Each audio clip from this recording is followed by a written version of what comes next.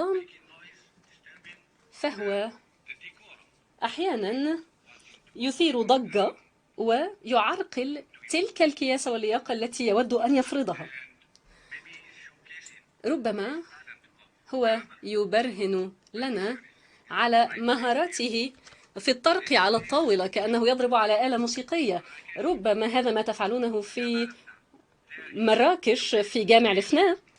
هناك يمكن أن تبين هذه المواهب الموسيقية. شكرا. إذا كان السيد مندوب الجزائر يحب مراكش إلى هذه الدرجة، ولا أعتقد أن هناك مدينة مماثلة لمراكش في الجزائر، أهلا به. يمكن أن يزور المدينة ويمكن أن يرى كيف هي مراكش وكيف تطورت على عكس بلده. يمكن أن تذهبوا أيضا لتروا أن البنك الدولي وصندوق النقد الدولي سيكونان حاضرين في مراكش وفي المغرب في وقت قريب، وسترون كيف تطورت وتقدمت. أعتقد أن مندوب الجزائر قد يحتاج إلى معرفة ما هي اللياقة والكياسة. لست متأكد أنه يفهم تماما ما تعنيه هذه الكلمات. السيدة الرئيسة، عندما نتحدث في هذه اللجنة هناك قواعد ونظام داخلي، وهناك ممارسات معهودة في هذه اللجنة.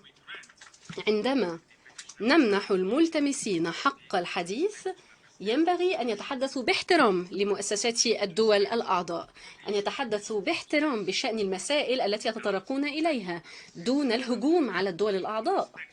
نحن نحترم تماما صلاحيات الرئيسة، ولكن في إطار عمل أي لجنة كانت وفي الجمعية العامة، فإن الدول الأعضاء عندما ترى أن هناك ملتمسا أو ربما دولة عضو أخرى على غرار الجزائر هنا مثلا، عندما نرى إذن أننا نخرج عن النظام الداخلي ونخرج عن الممارسات المعهودة، يحق لنا أن نتناول الكلمة وأن ندعو هؤلاء الملتمسين أو هؤلاء الأشخاص عموما، بما في ذلك هؤلاء الذين أحضرتهم الجزائر، إذن أن ندعوهم لكي يعودوا لفحوى الحديث ولهذه القواعد. إذن أرجو من سعادة مندوب الجزائر، بما أن أحدا لم يشر إليه، أنا لم أتحدث عن الجزائر على الإطلاق، ولكننا نعرف بالطبع،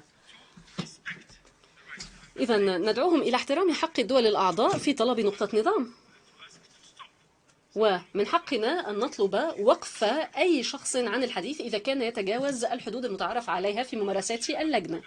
بالطبع للرئيسة صلاحيات، ولكن هناك أيضا نظام داخلي وممارسات في اللجنة.